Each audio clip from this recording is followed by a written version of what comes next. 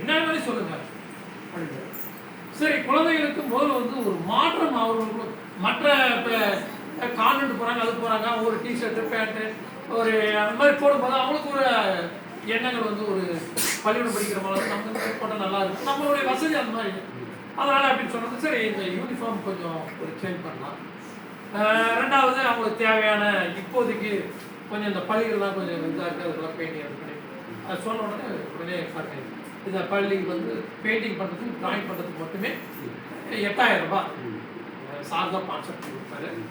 ரெண்டாவது இந்த துணிக்கு வந்து 15000 ரூபாய் மொத்தமாக, அதையும் சார் செஞ்சு கொடுத்தாரு.